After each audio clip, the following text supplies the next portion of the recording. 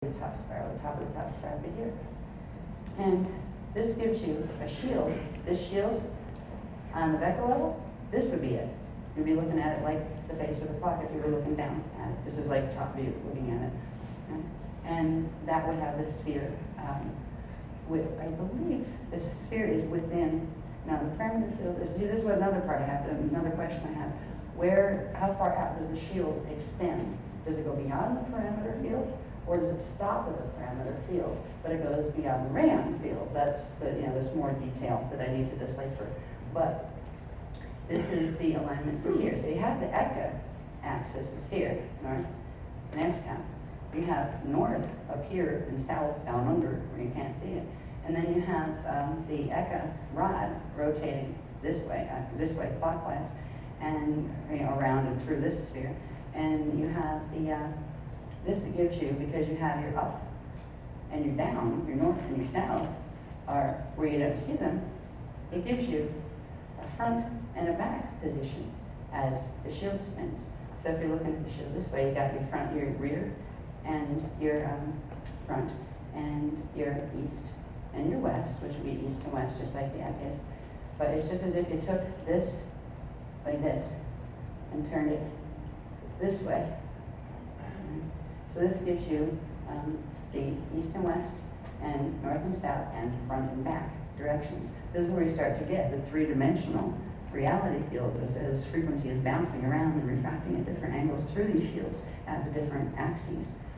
Within this, we have I'm just using the particle universe one. Now remember, there's numerous ones of these. Within the Eka, you have 4 vectors, right? We're just dealing with, no, we have the 4 vectors. They would be in this one, like they would be considered in this. But in each quadrant, you have a spinning ball that would be one of the quadrants, right? This would be one of the quadrants that are in here. Can you raise that a little bit? Yeah, sure. Yeah. There we go. Okay, so we have this sphere. Here's the Eka. This sphere as the Eka, with its axis sticking out this way. This one's north is up this way. Shield rod spinning this way. And get over here, we have we'll just take the particle universe sphere. That's one we're in. This is the D12 divine blueprint sphere and shield. This one spins clockwise. So this means it spins, if it's peripheral field or parameter field is going, it would actually spin this way. But it also spins clockwise this way on its axis. And this is its north relationship to the Eka north relationship. So see, when you put these all together, you can actually begin to chart the movements of when axes align, when the Eka and the Becker line up, when the Becker and the D12 level one does, the D12 and the D14s. And then inside of those, you have your density spheres. You would actually have your density, you'd have your D11 sphere, and then your D10 sphere inside of that, and that would represent your density 4. Then inside of the D10 one, you'd have density 3 and its 3, and then density 2 and its 3, and density 1 and its 3. And this is just getting you down to your density level. So what you can do, though, is if you know these alignments, the octaves, you can go from knowing where your divine blueprint sphere is aligned, what its north is, and then trying to track your density sphere. Now, you do this by the other graph on the other page that showed the Cathara centers all the way down, and how we tracked the angular axis. If you know the D12 axis, and you know which direction each Cathara center is spinning, you can take it all the way down to when you get to density 1.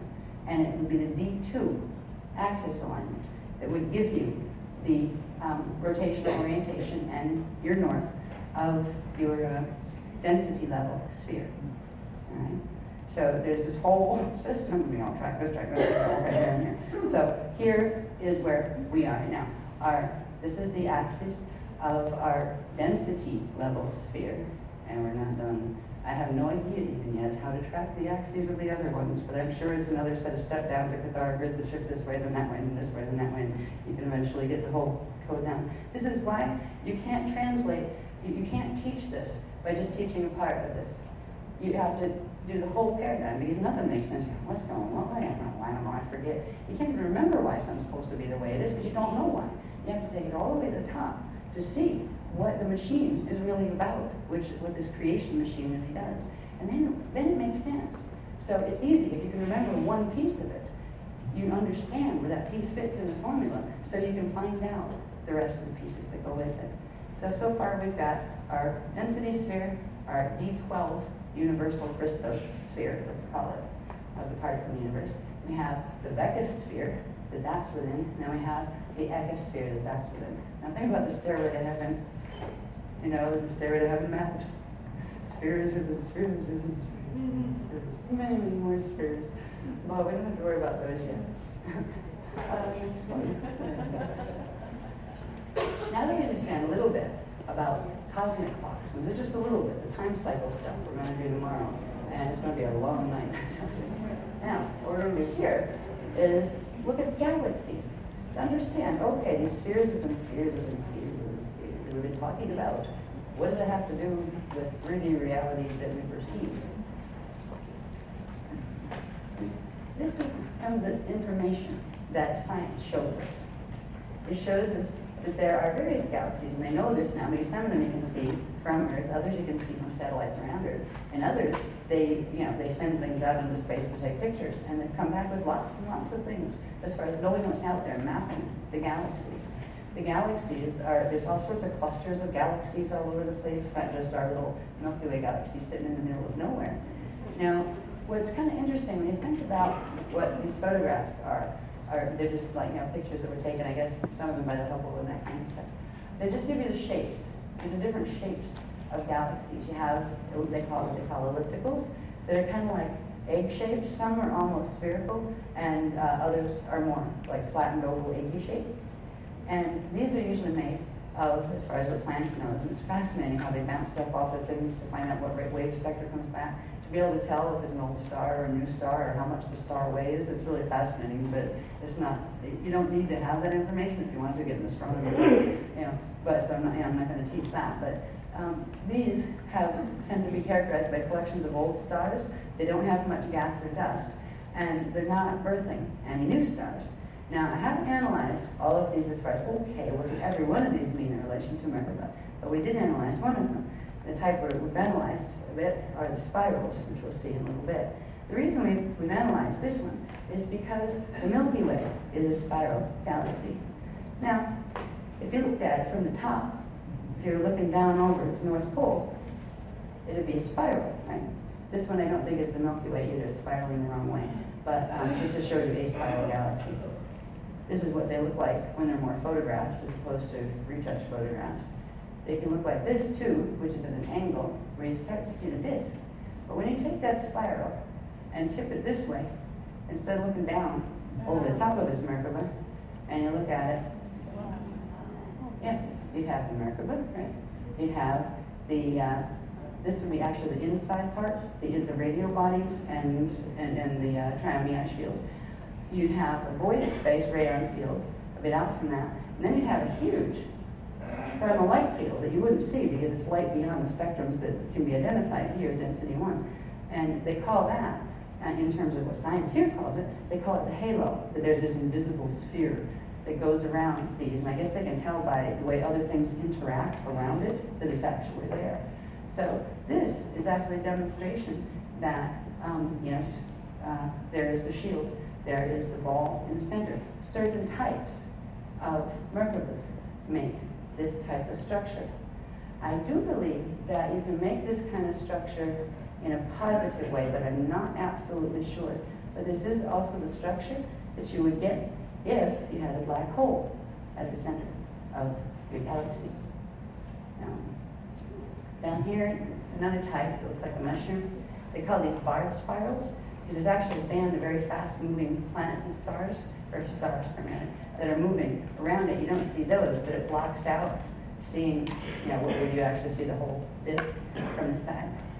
So, and there's other types that are like all over the place, and they don't have any normal consistent shape to them. And they're called irregulars, that these are the categories of galaxies that science uses to try to explain, what they're looking at. Right? let's see. Okay, they said, the scientists have said that, according to their explorations, about a third of all the galaxies that have been discovered are spirals, and more than half are these types. What I'd like to do at some point is analyze them all and find out, okay, what type of Merkaba creates that, creates that, creates that. But what I was most interested in finding out is what kind of Merkaba creates this. And we progressively went into researching a bit of what science knows and then what we know about Merkaba. Came up with something very interesting. Now, what I didn't know, and I found because I decided to read some astronomy books, not astrology, but astronomy. Science in 1997, scientists have confirmed and concluded, they have made a final conclusion, that there is a black hole at the center of our galaxy, of our galactic spiral. Our spiral in the photographs looks like this, and if you were to draw it, this was a drawing actually, at least the shape of it was from a science book. It has these things, are spirals of frequency in the form of planets and gases and things being drawn in clockwise into this. This graph drove me crazy for about an hour. Because I thought, dyslexic, wait a minute, this way, actual field, virtual field, which is which, how is this supposed to look?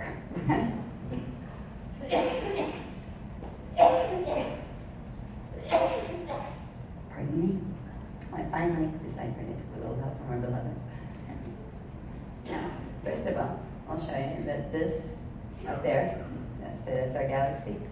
This would be the top view, like, looking down at it. That would be kind of looking at it at a bit of a slant, right? You're still looking over the top of it. That would be the side view.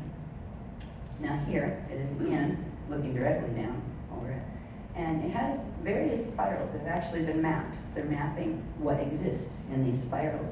And the scientists know where we are in these spirals, where our solar system is in relation to the center. And that's right here.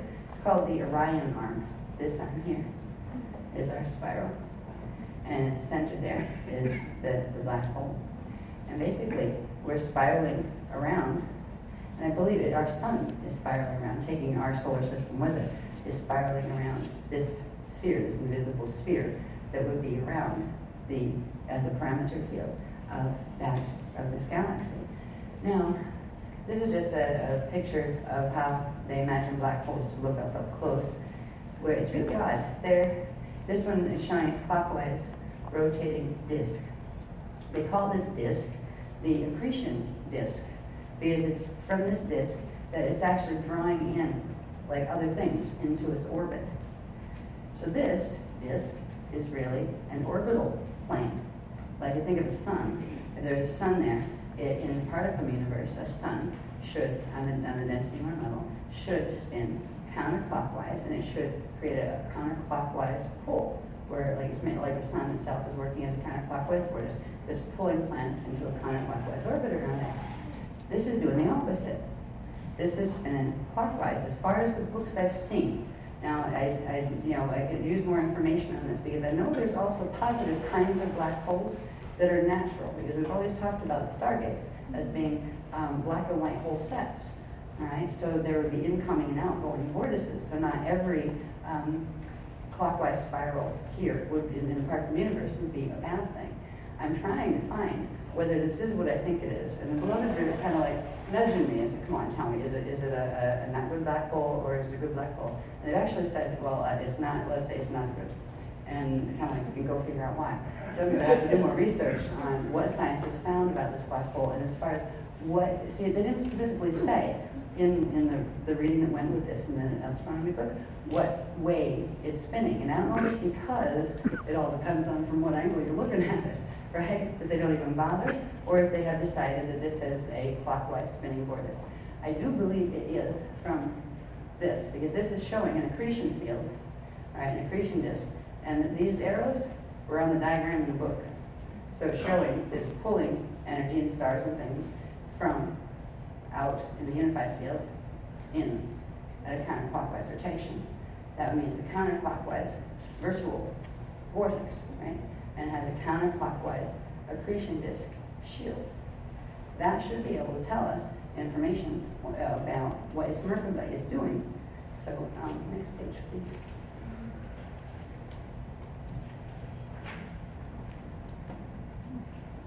Now, I think I'm going to read this analysis because I drove myself absolutely nuts with this until they kind of threw this up and said, wait, you're right, your conclusion is right, but here's why. So I went back to our diagrams of vortex mechanics, where if you have I don't even do that one. If this is the deflection field issue, where you have your actual source, which is the thing behind the virtual hologram that you don't see, that spins one way, the natural spin for the D13 monad in a particle universe for a monad here would be counterclockwise. So that would be the actual source. So the actual field and shield spin, the time-different shield spin, and the density shield spin in the particle universe should therefore be clockwise. And that clockwise actual field would generate a counterclockwise external vortex field. Now that external vortex field is actually the accretion shield. That's why the sun draws the planets in a counterclockwise orbit as it spins counterclockwise. And it throws off what are called black light spiraling arms. The arms that you don't see that are in between these. And they're actually there in some of the photography that, like that has higher resolution photography in some of the astronomy books. They're seeing that set of counter spirals that they're like black light spirals or dark matter spirals. I'm not even sure what they are, but they know that they're there. Right? That's the deflection field we're talking about. These are the orbital disk. Right? So once we know that, once we know that this picture of these things, these planets and suns and all things getting pulled in on a clockwise thing, we know this is the shield disk, and it's in density 1 of the particle universe, and it's spinning clockwise. It's not supposed to be spinning clockwise. It's supposed to be spinning counterclockwise. So, if it is true that this indeed, from the diagrams, the way it looked, that they're saying it's spinning clockwise, that is a clockwise spinning hole at the center, that would be a black hole that opens up into the parallel universe. Because it would have, if you take it down, it would have at its core, it would have a clockwise monad, clockwise D13 monad. That's the configuration of the other side. It would have a clockwise monad, the monad, that would be spinning clockwise. The monad would generate a counterclockwise actual field, and the counterclockwise actual field would generate a clockwise virtual field vortex, which is what they're seeing. Right? So it does appear that we have at the center of our galaxy an unnatural formation, an anomaly, of a black hole that is open into the parallel universe, or open into something else that has a 13 clockwise monad. So I found it interesting the concept of if it appears in nature, that seems to justify it, because that was used against our work at one point to justify their own, some of the teachers of the Mediterranean. And the funny thing is, we can justify our teachings even more, and I thank them for inspiring us to look in that direction. Because now we're finding it. We're starting to understand that, heck, we're in this Orion's arm. I believe this is the Orion's arm here on the diagram. Our little solar system is there. I think it takes like, what is it, 26 million years or something? I forget, I have it written down somewhere. For the sun to make a full circle around, that's like a full orbit around the black hole. Now, I do believe this is not a natural condition. We were supposed to, when we look at the Stargate alignments, we were given the names of the particular suns, that what we call stars, that for all of the densities in this particular part of the universe, which one held the primary 12 universal stargates. Those alignments, we should be aligned, our galactic Merkaba, which would be, again, it would be, the top of it would be pointing out the top here, if you're looking down on it, but it would look, again, like a little spaceship shape from the side. And it's funny because Mediterranean Merkabas look like that. And I'm wondering if you can get that funny shape out of a regular Merkaba. This is another level of the research that I want to do with the Guardians, to pull down more information on it. I want to find out if you can get spiraling arms that size, that size, from a normal Merkaba, Christic Merkaba. Because I have a feeling you don't. I have a feeling it does something else. that they just don't have the accretion disk to that, that sticks out so far where it looks like a spaceship, where a little bubble in the middle and then big long things. But I do know Metatron and Merkabahs do create that configuration. So it looks like our galactic, and I don't even want to ask about the history on this right now. No, not another history book. Okay, what did used to be there? Now science tells us black holes are stars that supernovaed, where they exploded, and in supernovaing, a part of the core became very, very, very dense. Now first that would create a neutron star, but things where there was too much mass left that became very, very, very dense compacts itself even further under the weight of its own gravity, is how science explains it. I do believe there's little interesting things happening there with Merkabah, or the Merkabah is doing something, and they literally compact into a dot and literally pull gravitationally. They show space-time as a plane, and the scientists use the analogy of if space-time was like a rubber plane and you placed a heavy ball in it, it would bend, warp the space-time. And the thing is still down in there somewhere, and it's rotating, and it creates the vortex, and the vortex begins to spiral and drag stuff in. It creates the accretion disk. So it's kind of fascinating to see how practical Merkabah can be, too. Because a little bit more information. If scientists believed in Merkabah, if they'd be willing to learn about it, they could actually look out there and do this research that they're doing with their telescopes and all, and they would be able to say, all right, this is this galaxy, this is this one. This one has stargates that are active, this one doesn't. They could tell which ones were spinning the right way and the wrong way. They could tell which ones were likely to have life in them and which ones weren't, because of the shape things were taking, which can be traced back to specific Merkabah configurations. We haven't taken it that far yet, because really it doesn't matter, to our purposes right now. But the fact that it could be taken that far is a whole new level of science. That if our scientists weren't so convinced that they know everything, they might want to consider some of those New Age Latin American teachings and find out what they're really about. All right, what's the next one, please? I don't know. I'm hoping I can. Wait, did I get this in the stage report? No, I didn't answer that, right? What's I'm really doing? I could do this.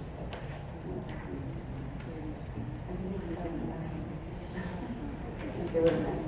All right, no, these won't be next. These are the ends of the ones. Okay, then, I'll do this before I talk about it. Now, that takes us to our galaxy level in density 1. Remember, density 1 has a sphere around it, right? And many spheres of the other densities up above it. Now, this is showing us what would be our solar system, our natural solar system, if we didn't have Merkabah misalignment. You would have your solar shield plane. And remember, this solar Merkabah would be properly aligned with the galactic Merkabah and all of that. Now, I don't even know how yet to get to tell those, but this is all going to be compiled into the clock, so we can get the idea of what the new astrological charts might look like. But what the natural dynamics are of a stellar body, a star, and the planets that it draws in. This is its accretion disk. The accretion disk is spinning counterclockwise because the rod is spinning counterclockwise, and that makes the planet spin counterclockwise on its orbit, which creates a natural counterclockwise orbit in the Particle universe. Now, if you notice the alignments of all of the planets with the alignment of the solar axis, their staffs are all vertical, just like this one, which means their rods are all horizontal, so they can spin, and as they go around in their orbits, the rods at different times intersect the solar rod, which sends frequency in and recharges the seed atoms in the planets. And the planet's supposed to recharge the seed atoms in its life form, so everybody's happy and thirsty and all of that. Now, the sun has to be properly aligned with its galactic. When we get into the 24 and the elders before the throne thing and the breakdown of how many galaxies, we're one of how many, but there has to be alignment between the local solar shield and the larger galactic shield, then between the galactic shield and the metagalactic shield. And the metagalactic shield And whichever one of the three primary stargates that particular set came out of, and that was the density shield, and that's just one density. But what they're supposed to do is, when the rods naturally go by, they transmit frequency from the seed atom of the larger thing into the seed atom to the smaller things. And this gets into really the core vibration, how fast the flash lines or the oscillation and vibration is moving inside the planetary core, which determines how fast the planet will spin on its axis. There's supposed to be very specific alignments, and they haven't given me this yet, but I'm really curious to see how fast is our sun supposed to rotate on its axis, and what would that mean to how fast are each of the planets, because they're at a different level up from the sun, which I think it means it gets a different intensity of the rod frequencies. There would literally be a natural mathematical alignment of how and I wouldn't count it as the golden mean spiral actually, that would calculate how much core pulsation that each of the planets would have, which would tell you how fast they're supposed to A, rotate around the sun, which means how long their year is supposed to be, and it would also tell how long, control how long they rotate, how fast they rotate on an axis, which would control how long nights and days were, how long a day was. So literally everything is dependent on Merkaba. The cosmic clock is the natural clock by which the sun and the moon and all of those things give us night and day, give us our seasons and things. The funny thing is, we wouldn't have too many seasons if the planets were aligned the natural way. We wouldn't have the extremes of either summer or winter. They're caused by the 23.5 degree axis tilt of Earth in relation to the sun, which brings certain parts closer and certain parts tilted away to create the away parts create winter and the closer parts create summer. Where if the planets were in these axes, they would basically have an autumn. It would be like an equinox all the time. They would have an autumn and spring. So it would be more moderate. There would be more mild temperatures. I have a feeling you probably wouldn't have frozen ice caps either. I'm not sure, but I have a feeling that it would literally be a different type of planet. It also changes the magnetic fields. I didn't have time to get into the diagrams dissecting the Van Allen radiation belts and the magnetic field and its long tail from the solar wind and all that, which are diagrams that they show us about our planet right now in relation to the solar wind. But there's supposed to be an interaction where our equatorial poles, where our staff is, one side of the staff is supposed to draw frequency in, and the other part of the staff is supposed to transmit frequency back out, and I guess pass it on to the next. And I have a feeling that's probably why orbits end up starting as circular, but as one planet passes it on to the next, it actually begins to widen the spiral. And I have a feeling that's how the cosmic egg situation is created, but that's just like new things I'm pondering as we're going along with these mechanics. This just shows the inner ones closer up. It shows the stargates, how they're supposed to be. We have the sun is universal stargate 4, which means in the universal chain, it is the density 4, technically. It is the density 4 sun. It's 1/2 of the density 4, Cathara Center. Okay, Cathara Center 4 in the universal grids. The other half of this is still a density 2, and it's called Rapizot. It's the sun that the planet Tara, which is Alcyone, actually orbits around. Right? And that's in the Pleiades system from our view here. That would be Earth. We're Galactic Stargate 3, and technically it wouldn't have been Universal Stargate 3 if Polaris hadn't been wiped out quite a while before, where Polaris was the natural Universal Gate 3, and it was damaged to the point where it couldn't be used anymore. And because Polaris is actually Gaia, it means the density 3 Gaian template, that Earth is a natural density 1 expression of that template, so it could hold the gate coding for Polaris, for the Polaris gate. We have Mercury in slot 1. We have Venus in slot 2. We have Earth in slot 3. We have Mars in slot 4. Slot 5. We wouldn't have the asteroid belt there. We'd have Malvac, which is a planet that was destroyed in seeding 2, and fragments of it were used as fragments hold the shield coating of part of Gate 5. Part of them are in the asteroid belt, and that's why there's still a partial Gate 5 access in the asteroid belt. But part of Malvac was also broken up, and part of it was fused in with a couple other things we'll talk about probably tomorrow, fused in to form our moon as one body. Part of Mount Black was used to form a body called Wormwood that was plugged into part of the shield of Nibiru, which used to be our 12th planet, which held Galactic Stargate 12. What held Galactic Stargate 11 is a planet called Chiron. Now, right now, there's a Chiron body, a small planetesimal or planetoid floating around between 8 and 7, between Neptune, Uranus, and Saturn. Is that where it's floating? I forget. It's been a while since I looked at that. But this, again, is a fragment of that shield. It's there for a reason. That's why the coming of Chiron, yes, it's like part of the Clarion column that we'll talk about in a little while. 11 used to be Chiron, and 10 always was Pluto, but Pluto is quite a bit bigger than it is now. It was damaged in the processes that progressively changed our solar system. Notice something else about this. Notice the solar plane in relation to Pluto. Do you ever see the solar system diagrams they use now about the plane that Pluto's on? It's elliptical, and it's, I believe it's a 17-degree shift, off shift, to the natural alignment of the solar axis and the solar plane. I'll show you the next diagram, please, and as we'll go into this. Yeah, I think I'm going to take 5 minutes right after this. I said I did something in a minute. This one shows something interesting. This shows, now this particular diagram before any of this stuff was put in, we just had the rings. This was taken directly, copied out of an astronomy book. This is how the scientists represent. This is Pluto's orbit. In fact, it's so wacky that it actually comes in closer to Neptune sometimes, depending on where they are when it does its orbit. Now, the reason Pluto is shifted is because there's 2 other orbits that are shifted. One of them is Nibiru.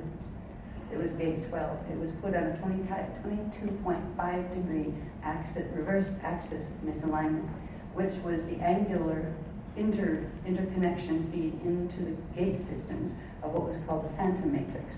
That was a part of this universal system that had fallen in 250 billion years ago, and we were trying to rehab.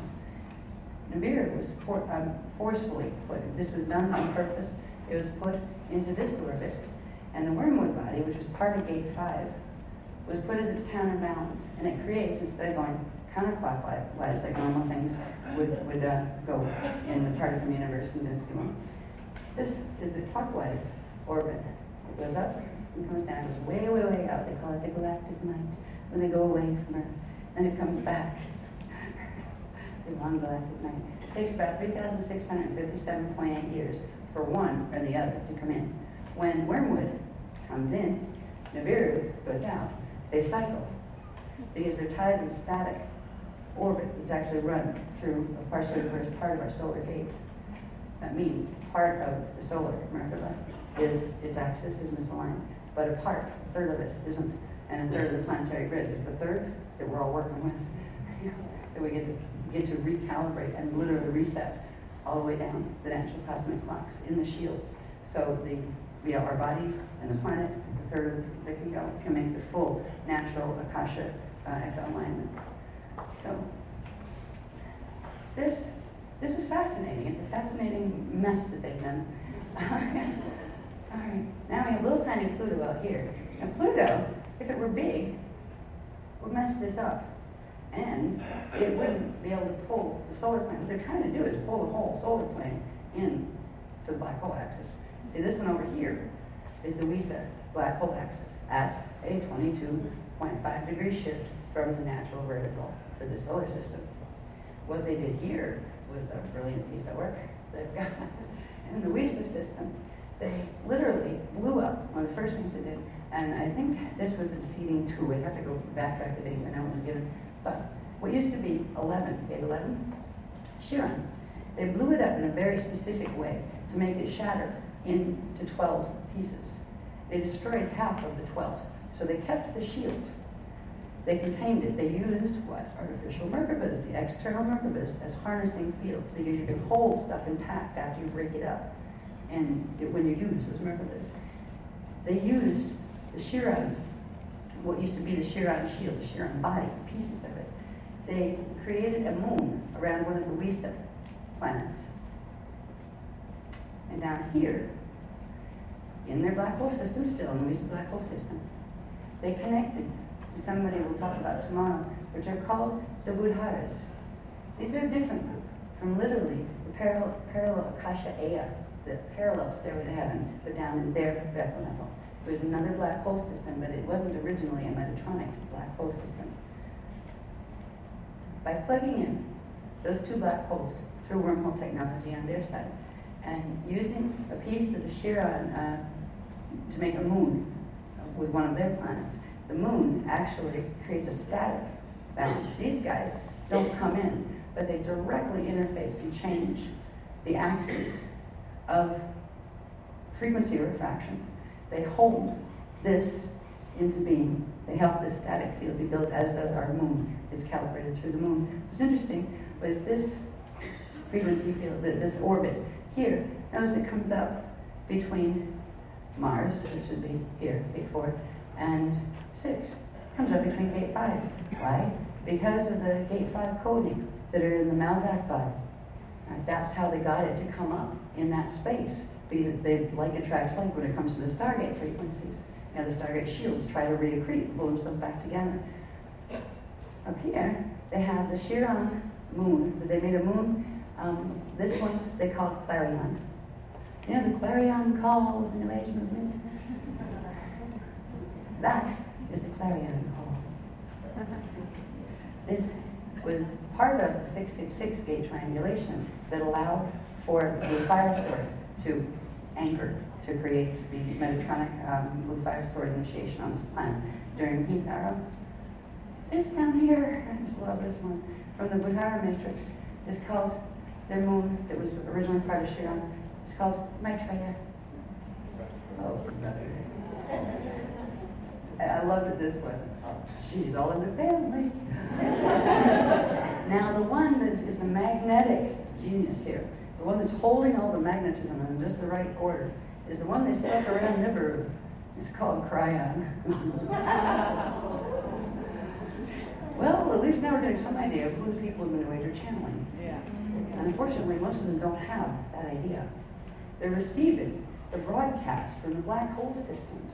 It's like they've got their own closed circuit TV in their head at this point.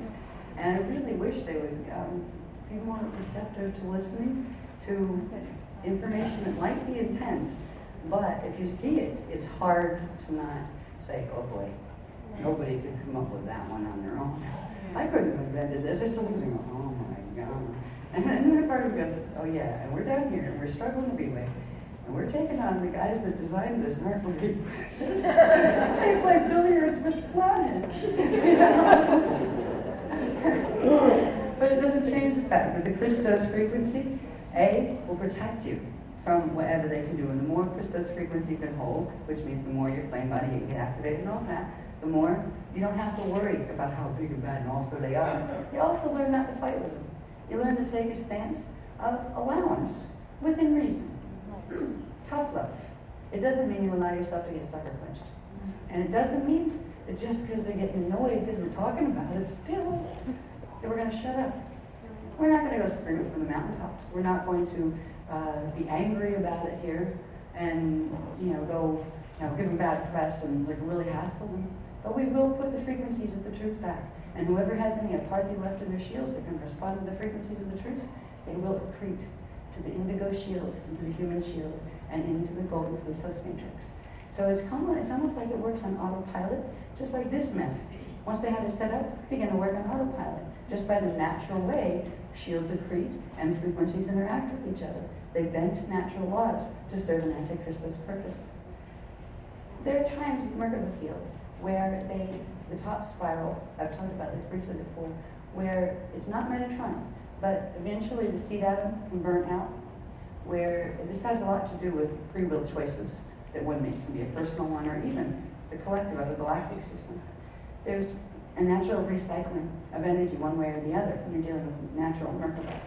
If a natural Christos Merkaba, for whatever reason, becomes progressively axis misaligned with the Eka and isn't able to receive the frequencies from the stargates when those cycles cross each other, when the Merkaba alignments a line, its d-atom will progressively get slower and slower and slower, which will make its top spiral spin slower and slower and slower until it reaches that self-contained zero point that I talked about yesterday, where you have the top spiral slows to the same spin as the bottom spiral. For example, in the particle universe, you have the 33 1/3 top spiral slows to the 11 2/3 bottom spiral rate. But it's actually a process of dragging on each other, so it's not right at 11 2/3. But once that happens, the top spiral will reverse and its axis will break off at, I believe it's around the D11.5 level. It will break part of the D12 acoustic shield, so it just can't receive anymore, and it will compact into itself, and it will become the same spin spiral set, just like the Metatronic one. However, it won't do the polarity push away from each other that happens from the forcing of the particular angles that are involved in the Metatronic speed atom, where the Cathara grid won't crack. It just compacts and compacts and compacts. It flips over and everything spins in reverse, but it doesn't crack apart, invert, and force the spirals back together in an unnatural way. So that's the difference. There are suns and things that, you know, how the scientists talk about the births and deaths of stars. I'd like to analyze this stuff at some point. I think, you know, I mean, the data is there, and it's been there for quite a while in the books. I just haven't translated it, because it's another heavy block of data that's intense to translate. But to find out, okay, science says this about the birth and death of stars, what is Merkaba doing? How can we tell a star system or a star that if there's supernovas happening here and there in the galaxies all the time? How can we tell which ones are just natural ones that have burned and fizzled out and went into their own end times Big Bang? Or, you know, how can we really tell what's happening? How can we tell which ones are Metatronic? Because some of them are. Metatronic Merkabas will eventually have the same fate. Well, they will get compact, so they'll go so fast because they progressively eat more, and they go faster and faster and faster and faster until they actually go so fast that they expand the radio bodies out so fast that they explode and then really rapidly implode and send themselves back to space dust anyway. So there's a lot of fascinating things here that plug right into nature, right into things we see up in the sky and the physics that our world is functioning on right now that can be answered by understanding Merkaba mechanics. This class, this course, was about helping us to understand the core now of what is affecting us. Why this mutation happened. We've talked about pieces of it. We've literally gone through each level of the mutation, when it happened, what happened in the planetary grids, what type of thing it caused in the body and in the shields, and have been progressively using technology to override that, to heal it. But now we're back to the core implant. It has to do with whatever happened in 208,216 BC. And I do believe the 1010 gate problem happened then. That was a Drac invasion, not knocking on it. And there was something with the 1010 gates. If you remember on the Vecca, if you look at the Cardiac axis and the cardiac horizontal, vertical, and the cardiac horizontal, right there where they link, the elbow between them is the 1010 gate. It's the parallel 10 and the cardiac 10. Whatever they did during that period resulted in this, which means it had to do something with setting up part of this, even though they didn't get this whole thing done until 25,500 BC. They did something to do this much earlier. I'm not sure what. It goes with the fall of Runaway story. It goes with the Telos story. The place called Telos, or how do they pronounce that here? Telos? Yeah, that's how we pronounce it too. That happens to be Eka, right? It was a part of Eka Gate 1 that was actually broken off from its shields by another attempt to use the Beast machine, Black Hole machine. And right now, I think they come up from Mount Shasta, the Telos people. Yeah, they got an active wormhole happening there. So anyway, this whole configuration, if you think that every planet in the system, remember they're supposed to have vertical axes, every one of those planets equals a Cathara center in the galactic grid, which means it directly equals a Cathara center in the planetary grid and equals a Cathara center in the bodies of everything on the planetary grid. It means that each of the axes of the Cathara centers in our bodies, the Cathara centers that control the dimensional shields and control the angle of the little spheres within spheres of ourselves, are holding these alignments. There's another book I have at home that I thought I brought with me, so I was going to put them in, but it would probably take me another half an hour to do it, so it's probably good that it wasn't here. But they have precise, some science books will show you, there's actually precise axis misalignments for each of these gates. I don't think any of them are on a pure vertical with the sun.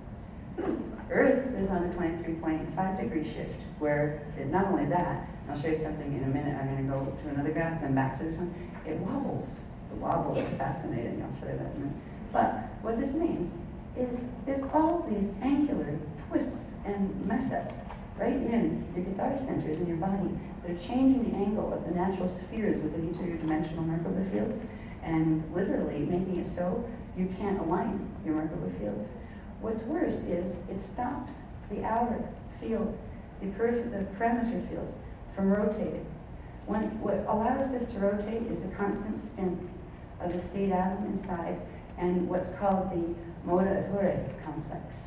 These are crystals, particular crystal points within a planetary body or galactic body or a human body. When they stop rotating, which was done by this configuration, it stops the rotation of this field.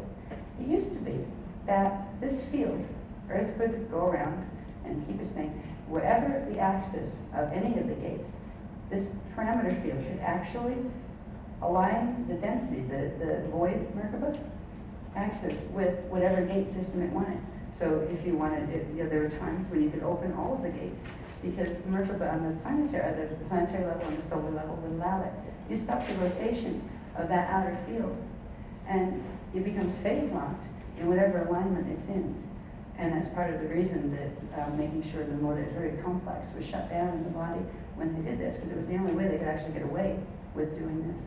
So we'll talk more about, probably this evening after dinner, I'm going to finish the graphs that have to do with the anatomy. I'll have a couple to show you, just to give you an idea of what the Moda-Ahure is. It has to do with the 24 spheres of the lotus, not just the breaths, but the spheres. You'll see what they are. And the concept of the music of the spheres, this is what it always is referred to. It's the sounds of the silent frequencies, the silent symphony. And it's not just our spheres. Our spheres are within the planetary spheres, or in the galactic spheres, all the way out, all the way up. So this is the science of the spheres at this point. The science of Merkaba led to the science of the shields, or vice versa. I'm not sure which we did first. Kind of doing both simultaneously. Now we're into the science of the spheres. And it's getting exciting. What's another thing that's kind of neat, so you look at this, what this partially did to the planet was create an artificial, now normally you'd have your Miage field, right?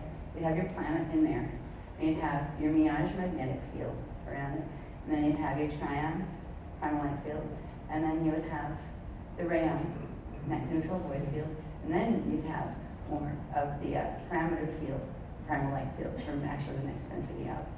Right, so that's what they contain the light fields from the next density out. Look at this weird thing. I didn't even know that existed. They call it the Oort cloud. Oort, maybe, I don't know why Oort, or is a word for light in some of the ancient languages. But it's not a light, it's not light. It's a bunch, it's a massive ball of asteroids that form a sphere. They orbit around our sun. Way, way out. It's like, I think, billions of miles away from the orbit of Neptune and Pluto. But it literally, here's our solar system here. Here's what they call the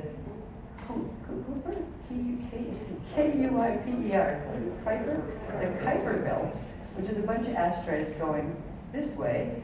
They're orbiting around our sun, out past the orbits of Pluto and Neptune. And we're actually at the center of this ball, this mess of asteroids. Why are all these asteroids gluing themselves to our sphere? It might have something to do with the fact that they've inverted part of it and they put the Miage field on the outside and the Trion field on the inside. So they actually have a magnetic field that's building where it doesn't belong. And it's creating this sphere where normally we would have probably the parameters of our Trion field. So it has something to do with that. And I just found this amazing. Oh my goodness, they were in there. Oh dear. So that's another level to analyze if I ever care to analyze it that much. I don't really care at this point. You know, we've seen enough of the beast. I don't have to prove to myself anymore that it exists. And hopefully I don't have to prove to you either. You know, I mean, I think we have enough circumstantial evidence anyway. But it means that these frequencies that are being from black hole systems are being bounced. You know how science now, we get TV and radio and stuff here, right? Why? Because scientists here bounce light and sound waves, electromagnetic waves off satellites, right, around the Earth. And it's such science here that they can fine-tune so perfectly. You can get hundreds of channels of, TV channels, and they don't all blur into one. And, the technology is already here on the planet. But they're doing the same kind of bounce effect. These are like the long-distance satellites that they have been sending these broadcasts in here. This is what 90%, if not more, of the channeling movement has been about. They're starting to talk because they're coming back. And what they're hoping to do is come back once they get rid of everybody or hijack them all. So I could see them coming at some point in the future saying, oh yes, well, yes, and maybe that was true. Oh yes, you heard about that. But you don't have any choice now, Docs. You see that as a reversed. So we might as well get along with each other, don't you think? Because now you don't have any choice either. Maybe now you would feel our pain. That's the kind of line you get. If they came down here after they mutate this race out of its ability to hold the crystals, see that, to be able to rejuvenate, to be able to have eternal life in Him. But fortunately, a third of the planetary grids made it, a third of the universal and solar and galactic grids have made it, and probably more than that, the population is made it, thanks to the small groups of indigos on the planet who help to anchor the frequencies here. So the Keithar and Ethan can come here and anchor on the planet. It's amazing, the story we're living in. It's like you walk around outside with regular people, sleepers, just never mind. Hey, what's up today, You can't, I find this, it's wonderful because at least, bless you guys, I have an outlet. I can talk with you guys. And you know. How many of you would love to have somebody that really wanted to know about this stuff? Say you're absolutely nuts. They'll label you, schizophrenia seems to be one of the most popular ones. It's like the blanket cover for everything that has anything to do with interdimensional wake-up call. So, anyway, I'm fortunate, and we are fortunate that we have you guys that want to hear the knowledge that we work so hard to bring through. And there's a gratitude that we have to both being able to have the knowledge from the guardians and to you for wanting to receive it as well. But this is the mess we're in. This is the mess. Final core imprint is this right here. The clarion call in the Maitreya. They're the last parts that are locked in. And of course, the king of the road over here, the Cryon Magnetic Master. Anybody has heard this material, I remember I picked it up once, I didn't read much of it, it was in a bookstore, and there's something that I just went, oh! It's a particular channel, and they just spell it a little different. That we just recently. Oh, yeah, similar, but there's a lot of ways to spell the name George.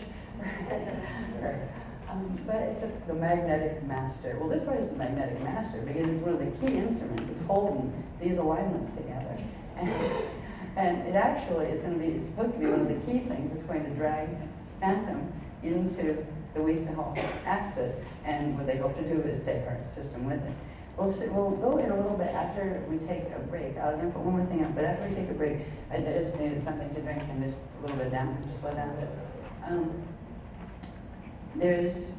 I'm going to go over, some of you have seen it and some of you haven't. I'm just going to go over really quick what all of that had to do with the solar cross alignment that came in. This is what they were waiting for all these years, the solar cross alignment. So we'll even plug that in where we show you. The one other thing that I found really fascinating, pardon the messy diagrams, with the scribbles. I didn't know this is right before it came down. I got this little bit up here. I already had this. Well, this is actually a diagram without the cathartic predominant with the Merkabah that shows what's called the ecliptic, which is the natural solar plane. It shows Earth's equatorial axis in relation to the ecliptic. This is where we get the ascent and the declination. It's literally whether the Earth's shield or the equatorial positions are above or below the natural solar plane. This wouldn't happen. It would be on straight on the elliptic if it was in the right place. Ecliptic. If it was in the right vertical axis place. But because the planet is tipped, it creates this unnatural alignment. And astrology charts are all about trying to place exactly where you were on the planet when you were born at a specifically given time. So you can chart the influences of those planets. What the influences of those planets are what frequencies those planets happen to be sending you through the gate systems. And then they're affecting your shields. Now, what the planets are sending through their gate systems right now is a holy mess. Because, it's not all reversed, but it's a mess. Literally, Venus is rotating retrograde. I mean, as the astrologers use retrograde different way. I would just say in reverse, it's spinning clockwise on its axis instead of counterclockwise. That's an interesting one. That implies reversal of the shield. Now that's the D2 shield on the solar shield. That would be the Gruel, right? There's all sorts of twisted misalignments, but this is one of the most amazing things. It's the last piece about how they plugged into that. We've known about the wobble. The wobble is really weird, right? It has, the axis is tilted, but it doesn't just stay fixed there. It rotates. It wobbles from, this would be the natural vertical, which would be the natural north alignment with the solar north. The Earth goes 22.5 degrees, 23.5 degrees here. And then it does this weird 47-degree wobble rotation over 26,000 years. It's around 26,000 years. I find it interesting that 26,556 years is a natural cycle for what they call Euego time cycles, for planetary density cycle. I find that strange. There's little bits of information I go, all right, I know there's a whole body of text on that somewhere, right? But what I didn't know where the wobble fit. I knew it was all part of this mess, and I knew it was how the moon and its rotation and thing it was all plugged into this whole beast setup. But what I didn't realize is what it's doing. You have this is the natural solar axis, the sun with the end. Now on that natural solar axis, you would have the 22.5 degree shifted phantom and the 22.5 degree shifted axis of the respect black hole system. Now, it tilts something 1 degree in to link in to each of those systems, and it actually oscillates between them. When the axis, the north axis, is aligned with, say, the Lisa axis, it aligns the rod with Nibiru, and vice versa.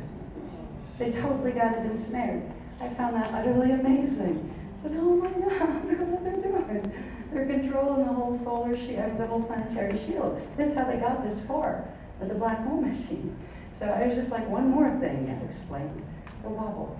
And it fits right in to what they said about the two axes. You just shift them over just so they make a degree lineup. They anchor in 1 degree. And it gives them, so this is their broadcasting. This is their satellite network. And Earth they're using Earth as a major part of it. I'm going to take a little bit of a break. When we get back, we'll just kind of finish up this part of explaining why is it that they're doing this. We know already why. We know about the black hole machine, but I'll just kind of tidy this up and go back over where we are, really, at this space and time. Because we just went through Hithara and Hithara, and it would be good to have a real quick, okay, what does this mean? I'm not going to go through the stages of Hithara again, but I'm going to do a roundup on that. And then we're going to end up talking about the Buddha Ukure and what that has to do with clearing this mess and the central broadcasting station from Nibiru and from Clarion and from Maitreya and from Tryon out of your being.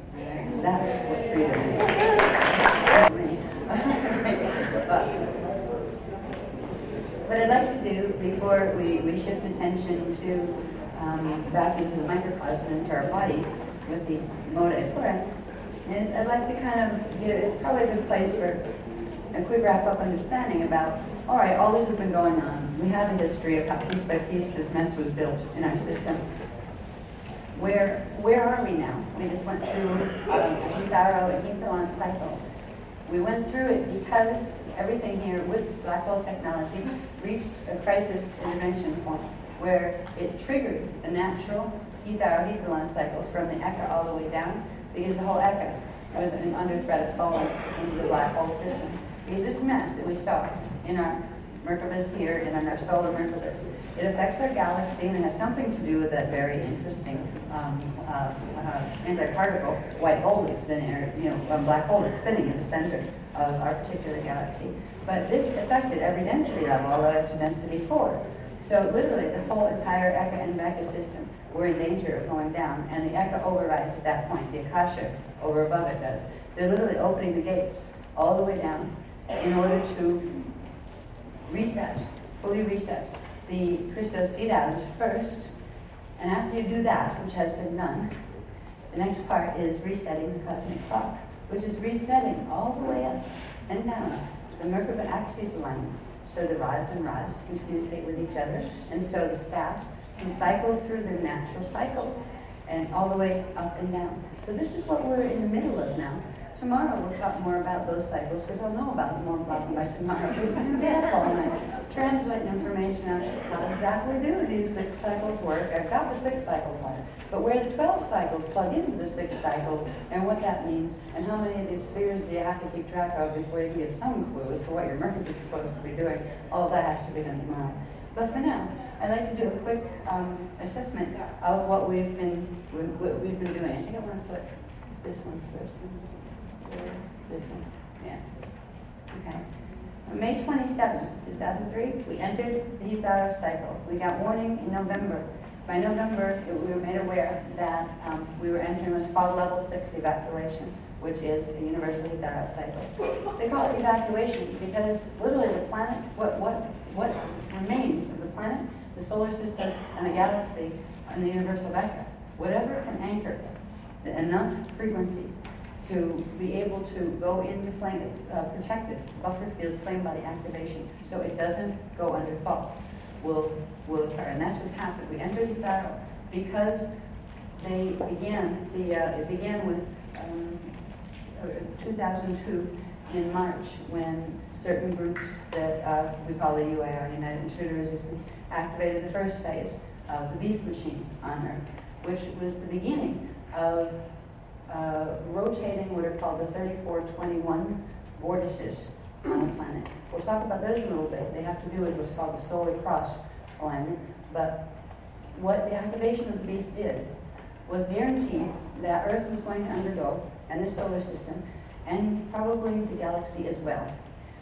We hadn't taken it that far, but I do believe it was from the universal down. Right? It's called the Blue Fire Sword Initiation, which is the linking up. You've probably seen these maps before, where it shows, see this cross here? The sign of the cross, the flaming blue sword of Archangel Michael. Alright. That comes from the 666 gate alignment. 6 in our system, 6 in WISA, and 6 in Phantom. And that triangulation is what allowed for the creation of the other mess, where you have the big axes of the 22.5 axes that are linked together, and Earth wobbles literally linked into it, so it can be a broadcast station to circulate between the two of them. All of those things came about because they were able to interface the 666 gates. That's the sign of the beast. It has to do with the gate alignments and also Merkaba alignments, I'm sure, once you understand the facts, but I'm not even asking at this point, not yet, where that goes. But we entered Etharo in May because the Blue Fire Sword Initiation was going to come in May. And they are synchronized. When these frequencies began to build in the grids where this Blue Fire Sword current was going to be coming, the DRAC agenda people, who don't like the UIR and not the agenda people, activated another set of grids. And I'm not sure what their triangulation is, but it has to do with Pluto, the 10 gates, and Telos. But it's called the Spear of Destiny. It's pictured an upside down blue sword, where they actually wanted to reverse. Once the blue sword did this little trick, you'll see. They wanted to reverse it so they could drag it into their own matrix instead of it going into the black hole on this side of the vector quadrants. So this is what started it. We knew this was coming, and these frequencies actually, as they were coming through the universal vector grids, actually triggered the Etharo-Hethalon cycle to come. So we went through the Etharo-Hethalon cycle. We began with the May 27th Etharo, which was the electrical peak. The electrical peak is when the top electrical spiral of the Merkaba spins at its fastest. It reaches a peak point, and then it changes shape. It sort of collapses, but not really. It doesn't collapse and go boom. It turns into a cedar pillar, or a standing pillar of light. And it started at the bottom spiral stays the same, so the planet stays the same within its field. It doesn't blow apart or get squashed or anything like that. But these were interior things that took place. during Hitharo. We've already gone through these. We did them in Seattle, and we've done them before in Paxos, and I think of it, we did it again in Andorra. We don't need to go through the whole sequence of on the Hitharo day. And it was literally a day. It was May 27th to May 28th, that 24-hour period. And the big thing began after a series of activations of stages of Hitharo. It started with the shattering of the universal Christos seed atom all the way down the chain, so it could be reset, because the twisted one was going to draw in the Metatronic one. That on between 11:11 and 12:12, literally those time coordinates, those frequency coordinates, on the 27th to the 28th, the evening of the 27th and into the 28th, we reset the Christos seed atom of the electrical Christos seed atom. We put the that one up, please. Yes, please. Just to remind you guys what that one looks like.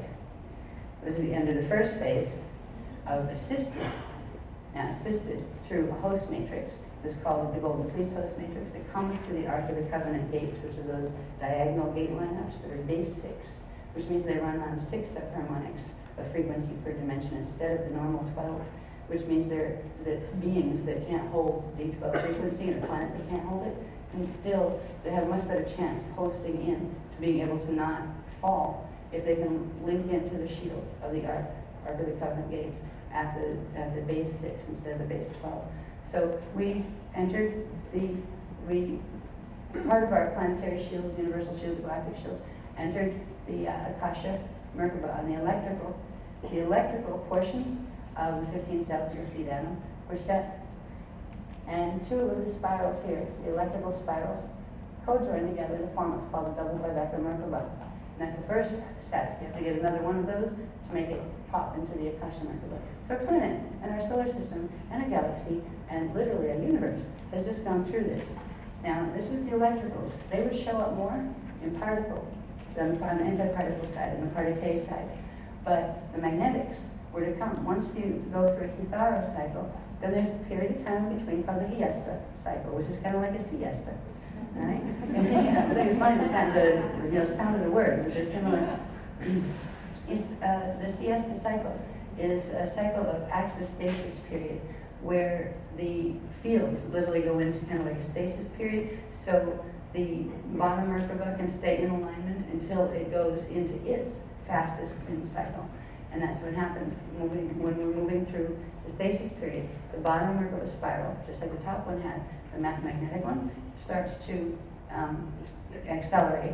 And when it hits its peak acceleration, it goes through the same type of configurations that the electrical one did. And that point is called Hithalon, which is the point of the magnetic peak, the magnetic Merkaba peak spin. And once Hitharo and Hithalon take place, then we go into the reset cycle, because during Hithalon, the remaining magnetic portions of the Christos seed atom reset. But there was a lot of other things going on during Hitharo and Hithalon as well. It wasn't just, this is what was happening on the Christos side, and that was good. And it was because of that you haven't seen an absolute mess on this planet yet. But it's getting a little weird, I must say. I mean, before we went to Seattle workshop last week, there was a big hurricane over by the wormholes on the coast of North Carolina. By the time we were done with the workshop 2 days later, there was another one cruising up by the parallel wormholes that come up right down around Baja, down like between Mexico and California, the bottom of California. Then, within a day or 2 after that, or 3 maybe, there was the big earthquake of 8.8 magnitude over in Japan. There's some really weird things that are going on, and it might have to do with the fact that there's still a silent battle. It's silent on the outside, but not on the inside. It's going on not with us, but between certain intruder groups who are having an issue over who gets to keep the beastie. And I'll show you what the beastie is. Some of you have seen this in Seattle, some of you have seen it before, and there's a few I think that might not have seen it, so I'll go through this really quick about what were the other side up to, the Metatronic side up to. Well, we were going to Hitharo and Hithalon. I'll cover this pretty quickly. They were pretty good, though. Yeah, just go down. Yes, I think that's really nice.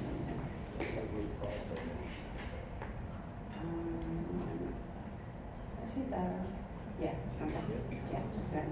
All right. When we entered Hitharo, as we were going, as the portion of the planetary grids and galactic grids and universal grids, etc., that could hold the D12 frequency or even the base 6 frequencies of the Ark of the Covenant gates. We were doing the reset of the seed atom thing. What was happening on the Metatronic side of things was a completely different story.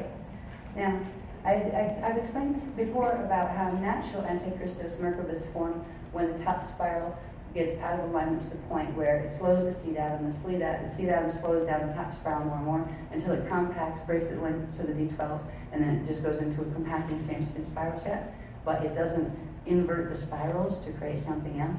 It's the Metatronic code and spinning the specific ratios in the Metatronic code that create that fracturing of the spirals. Now, what happened, there's a whole series of diagrams that we just showed in Seattle, and we've shown them before too. I think they started in Heath Barrow in Paxos. So they've been around. I'm not going to go through it. It takes about 45 minutes to do the whole sequence. We don't really need it. It is going to be, they're going to be in published form, but we're still working on them. These were so detailed. We had to, be so careful with every turn and everything to make sure you got your numbers right, that I wasn't going to release this information in a published form until it was absolutely perfect. The drawings were right, and the typeset and all that kind of stuff. But it's on a lot of the tapes, already. But what happened, literally, by the morning after Heath Hour, the 28th, what had happened to the planet was it reached a 0-point spin with what was called its blended Merkaba. There had been since 13,400 BC, there had been problems in the planetary grids where the top spirals had actually stopped spinning, and Earth had been reduced to a 7.8 hertz frequency because the only thing left spinning was the reduced spiral that was spinning at 7, Fauner spiral, spinning counterclockwise at 7 and 7/9, which kept the planet at least rotating in the right direction on its axis. Now, what was taking place during Heath Barrow was the final process of top spirals that had been held in a static field since 13,400 BC. That static field progressively released with blue fire sword initiation. It allowed the three pieces. One piece was already reversed in Phantom. One piece was still natural here. And a third piece had been reversed to form a wormhole. The wormhole had started in 25,500 BC. The wormhole progressively accreted from a 2/3 rotation wormhole, with 2/3 thrust from the antiparticle universe into our universe, to the point where it grew. It reached 0 point with a natural spiral, and all of this came to a head. They knew this was going to come to a head in this time cycle. That's where the channeling movement started. That's where the New Age movement started, because they were all getting us all ready to help them, make sure this took place. And you know what? They succeeded. They did. 2/3 of the planetary shields are going to the Metatronic group, and the galactic shields, and the universal Vector shields. However, the other third will be reset, and it will receive heliothalic subsidy from the Eka gates directly until they can repair. And we're resetting now. We reset the seed atom. Now it's about resetting each part of the shield back to its natural alignment in order, and that's what we're moving into. But what happened during this period was quite fascinating. If it weren't for the fact that we had activated the Ark of the Covenant gates, and they generate the heliothalic frequencies once the barrel is done, but they also generate what's called the Golden Fleece buffer field. It's a step-down buffer field that actually stopped this from creating a nightmare. This planet could have rolled very easily, even during Heath Barrow, but it didn't. It went by with a whisper, which was quite nice. But what happened by the end of it is when these stopped spin, it went into the usual Antichristos spin phase, but there had been something that we'll talk about in a minute called the 3421 vortices. They were these big pyramidal vortice spirals that are part of the beast mechanism that was put in the planetary grids and also in the grids in our solar system. They were meant to create two large pyramidal vortices that ran, put that up a little bit, you see on the bottom, that ran between very specific gates. All right, here's the one in the particle universe. It runs on the 9-4 axis. That would be its mini vertical. And the other one runs between gate 10 and gate 3. Okay. Now over in the antiparticle universe, you have the 9-4, 3-10 gate alignment again. These created two pyramidal vortices. One, that through the Nibiru broadcast station, has been being run at a 34 counterclockwise in the particle universe. It was meant to fully override the 33 1/3 clockwise natural top spiral spin of our universe here. And there was a broadcast of a 21 clockwise shield. These are the 3421s that they talk about in the other teachings that they tell you to activate. Same spin spiral sets, That's sign number 1, that's red flag. That means Antichristos Merkaba. But there are 2 vortices that are meant to do something quite amazing during this period. Now these vortices went dormant in 13,400 BC when the top spiral stopped spinning. Now, with the blue fire sword initiation that went down from dawn on the 27th, I believe it was, till the 28th, this whole process, these began to come alive again. These woke up. The vortices started to spin, which means an Iberian broadcast station kicked up its high-power frequency blue sword transmission. What that caused was the spirals to reverse in the wrong directions, where it actually created a polarity where they flip one way then the other, and you end up with a negative top and a negative bottom. Instead of pulling together, repelling each other, pushing, pushing away in the middle at the seed atom, literally breaking the natural cathodic grid in half. And then they reverse spin when they do that, which brings them back to the right polarity, so they actually pull back together again at the 9-4 angle, right, as a central axis. The 9-4 angle becomes the central axis of what is now a reverse spin, the same spin spiral set compacted Merkaba, Metatronic Merkaba, that has at its core a reversed seed atom, that would be reversed from the natural. It happens simultaneously in both sides, particle and antiparticle. Now they used to be able to make these to generate small ones, because anything, you could do this with any, like a small thing. You could make a machine and actually get it to go in tandem reverse by having the other one in the antiparticle system. And what that allowed, if it weren't for the Ark of the Covenant gates, they wouldn't be able to do it. But what it allowed, thank you. Remember the Ark of the Covenant gates, this is one Becca, this is our Becca, quadrant. They run this way, right? They run across this way. You have arc 1, arc 2. So the arc central pillar is here, running on the Eka axis, right? And the arc gates, the cathodic grid actually stretches across that way. What this allowed, the 9-4, 3-10, remember 4 is Visa, that's why they've been so excited about it in the last 10 years. The 3-10 allows the 10-10 gates, that's the elbow between the particle and antiparticle universe. It's also, I believe, where, it's hard to see it on here, but I think it's 8. It's either 8 or the, no, it's the Azure point of the gates, I believe. There's another diagram that shows it more clearly. But that particular point where the 10-10 is, I think it's the Azure point between 7, let me see if I can see my gate numbers on here. Yeah, between A7 and A6, right? That point is also the Azure point of the ARC gate system.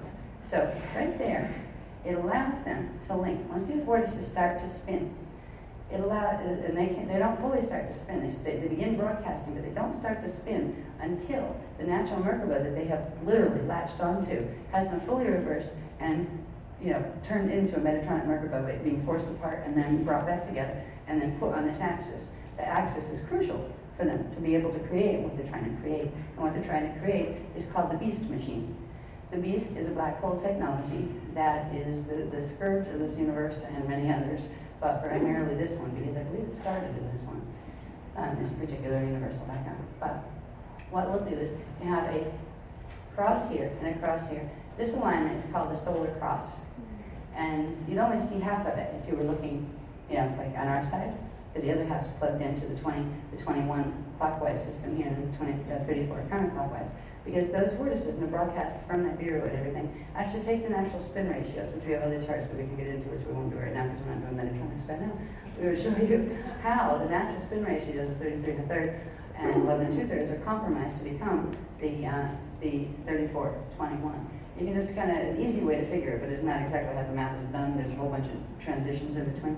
If you just take the 2/3 wormhole and add 2/3 to 33 1/3 of the top spiral, you get 34, right? It's kind of like that. They're building up. There's a whole sequence that actually goes through. We've gone through that sequence before. It just takes too long for now.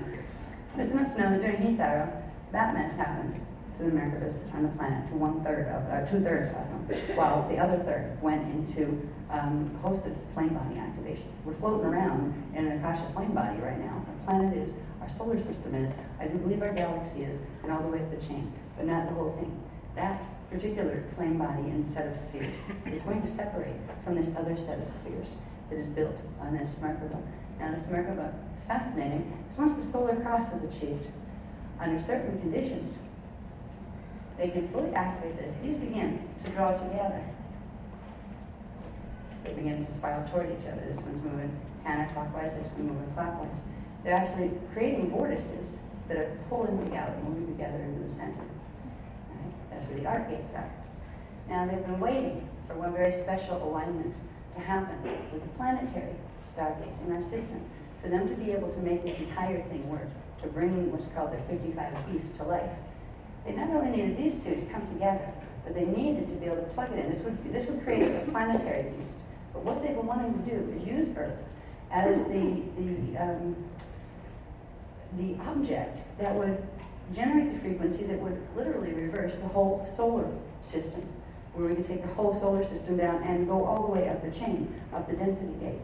They were trying to take down the 12 elders on this side. If you look at the suns that are primary 12 stargates in this universal Veka, and their parallels, you have the 24 elders before the throne of the Eka, and there's also little versions of that coming all the way down the densities.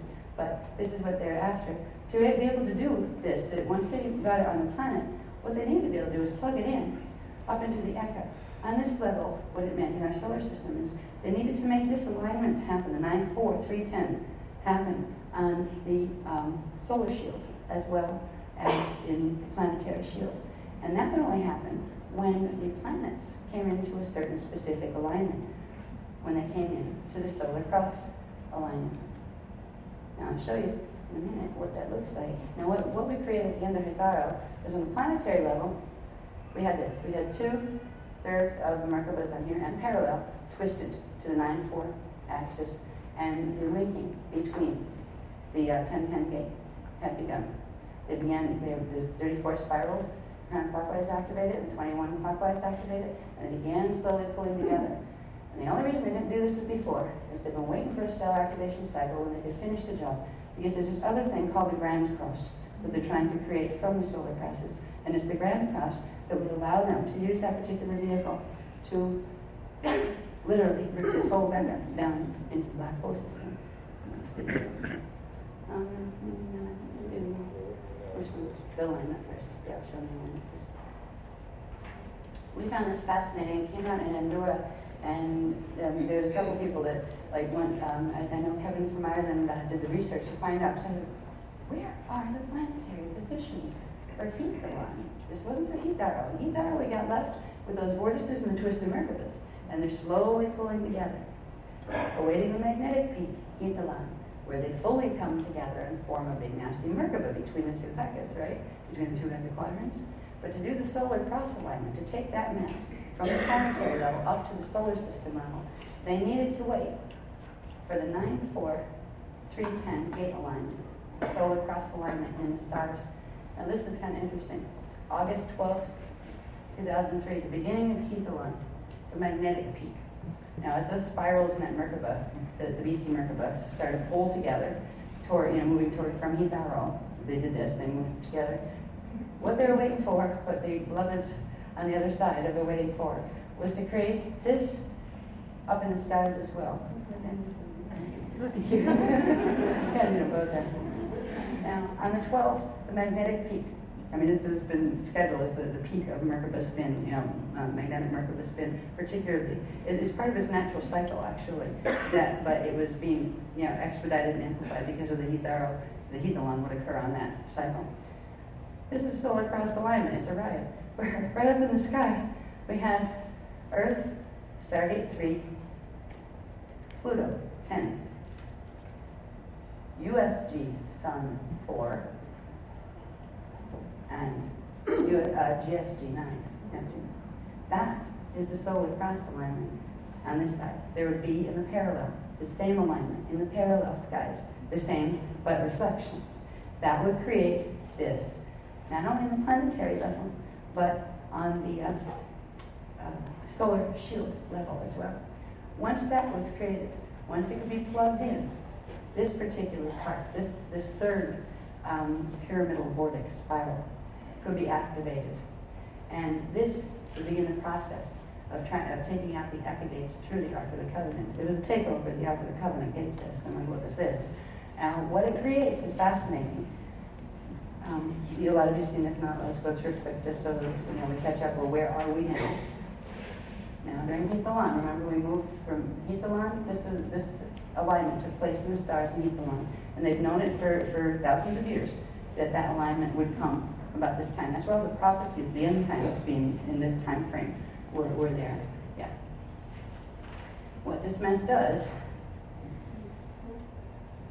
is it allows the two planetary vortices to come together, the 34 and the 21. They did 34 counterclockwise, 20 clockwise, they spiral together.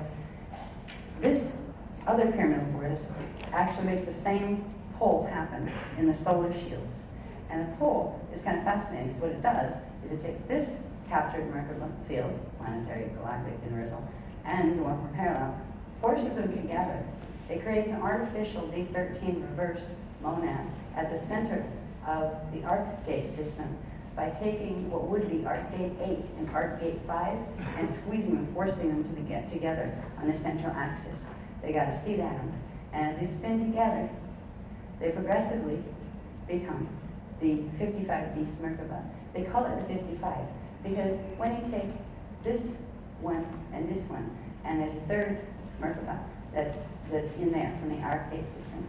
When you take the three, now it's not spinning yet, that would be the seed atom, Christos seed atom, or anti-Christos seed atom 13 one.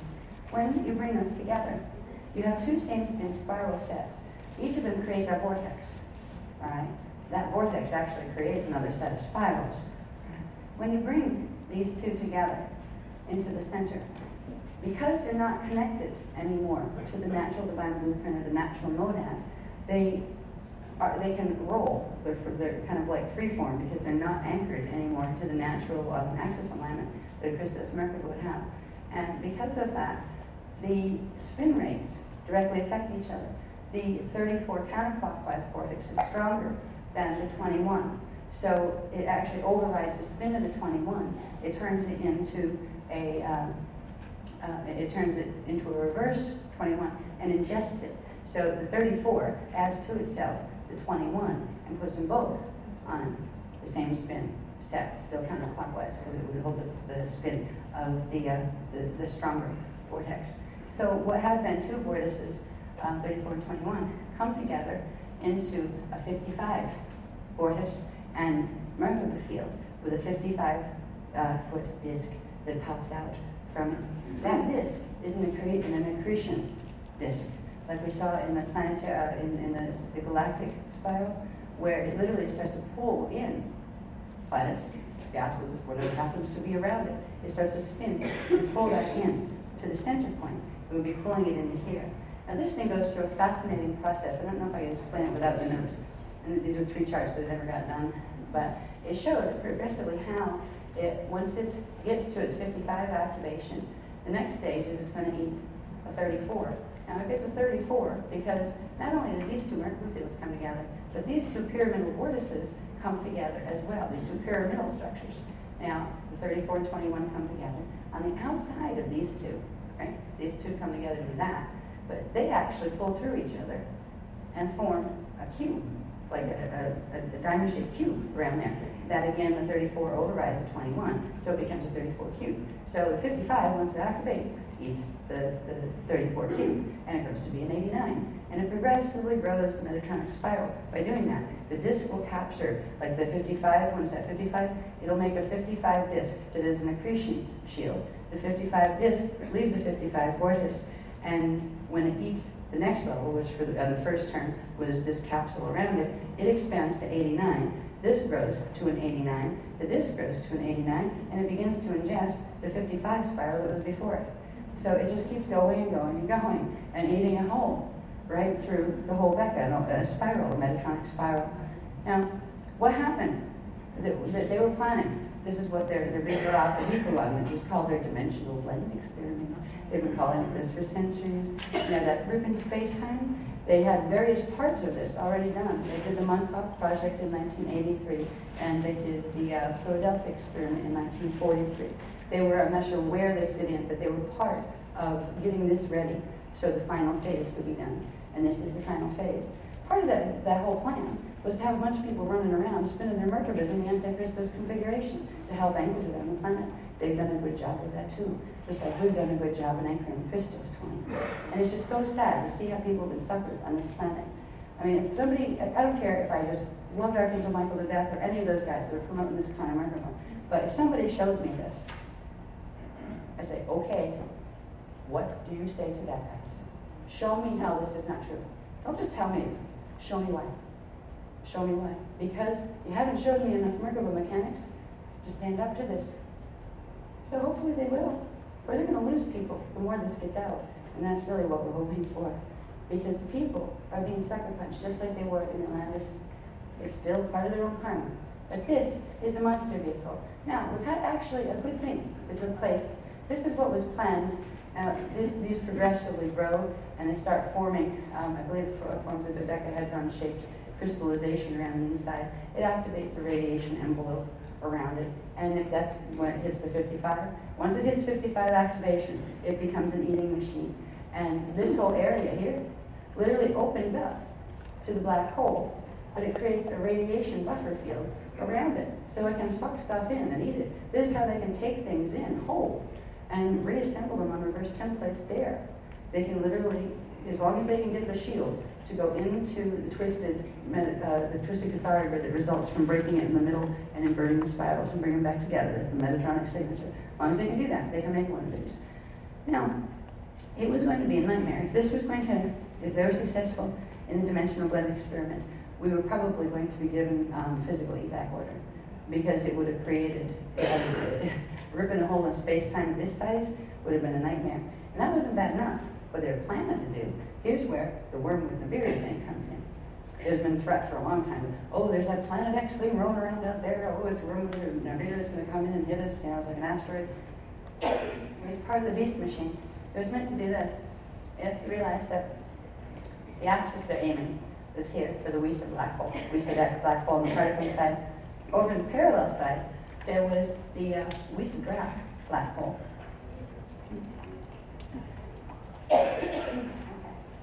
Yeah, that's good.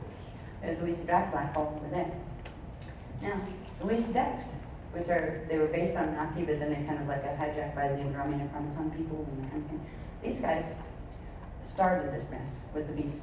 In fact, it was their baby, their creation way up on planet Metatron had been associated with that particular Naki collective.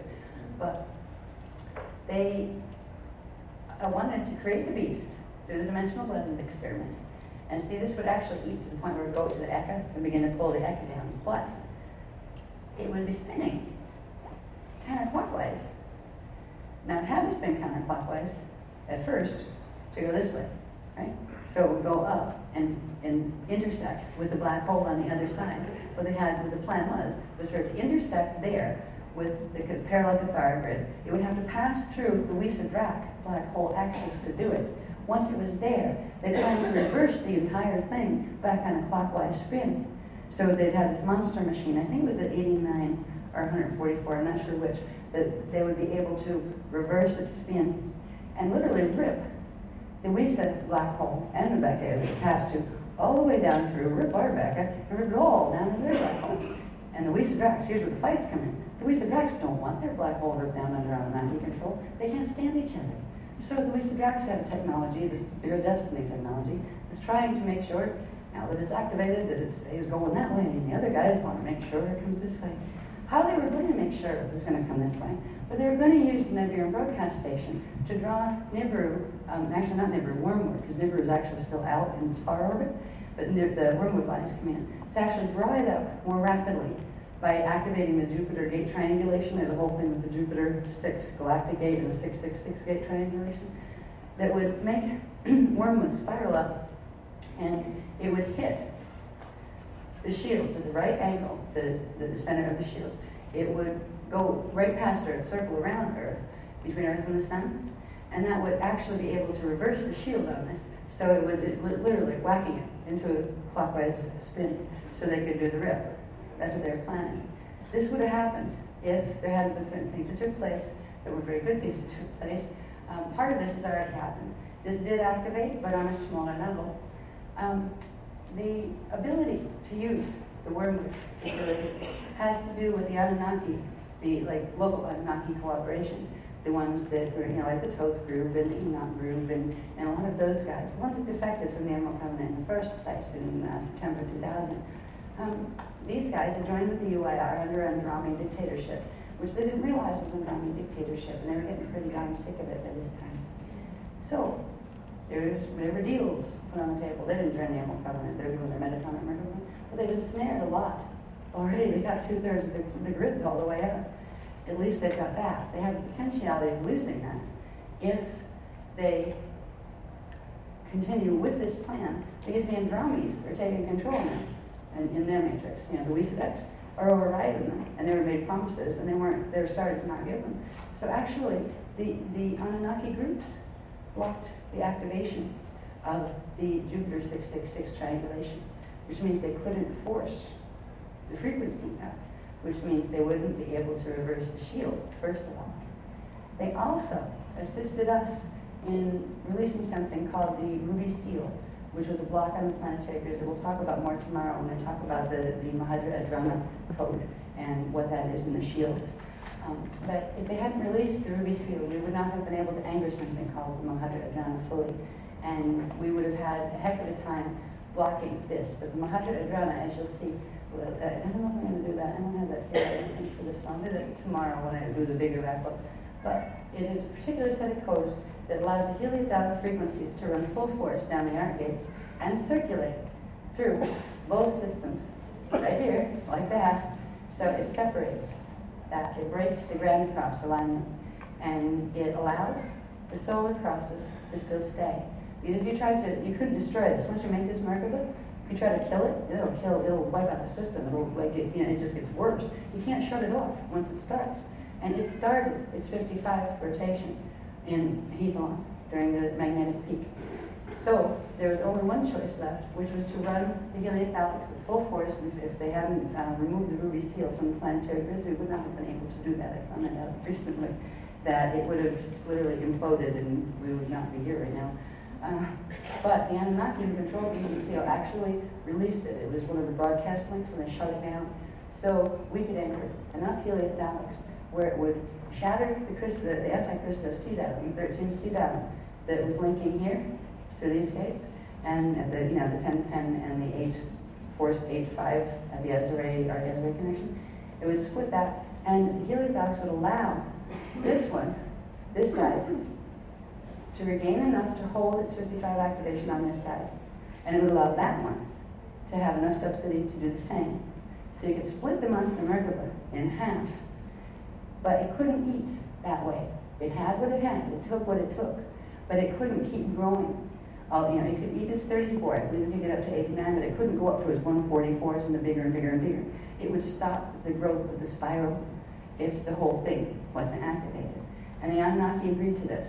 They agreed to allow this to happen so they would at least be able to harness and hopefully keep what their take, because it was kind of like the Andromedes were now trying to steal their big mess from them so they can have all their good territory. So the Anunnaki have allowed us to literally, during the Etherlon, we assisted the beloveds in shattering the Grand Cross alignment. We have two little beasties now instead. They're still planetary, solar, galactic, all the way up the densities. This is still a big issue. However, it's not a huge hole that's going to keep eating things. It's simply going to take what it's got, which are 2/3 of the grids. It's going to take 1/3 of the heliothallic subsidy from the frequencies we run, and it's going to go its way progressively. Right now, we're all in the buffer field together that are generated by the arc gates. The buffer field keeps everything safe and sound. There's little rumbles here, little rumbles there, but nothing flying all over the place. Hopefully, things will be able to keep enough frequency on the planet where that buffer field will be able to extend nice and gentle. If the time pulses can be kept similar enough, even though they're beginning to go in reverse now, where we're going up, we're going up into full Eka alignment, and it's going to go to a whole spin of the whole back up that we talked about, the spin of the cosmic clock.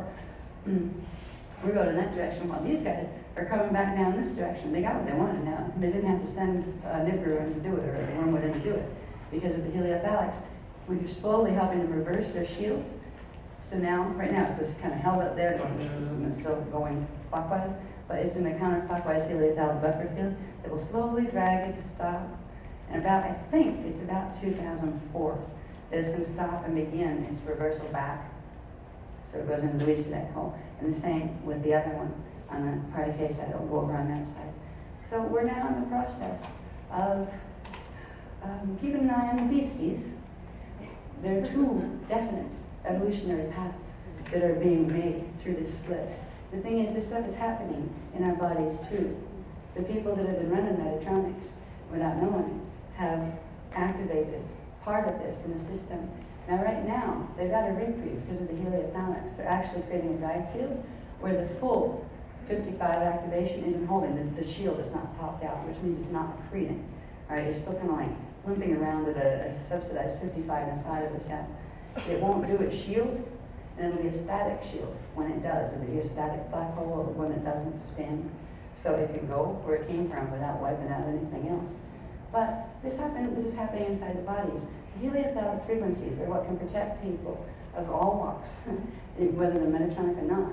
The Metatronic people can run heliothalics as well. They can run frontward and backward. That's one of the special things about them. They can run any configuration of frequency. They can sustain the fields enough where they can stop the full activation in their own bodies of the 55 vehicle. They won't, if they didn't anchor Krista see that, they're not going to be able to reset their clocks. Not right now. But they will be able to keep their bodies from eating them alive from the inside out.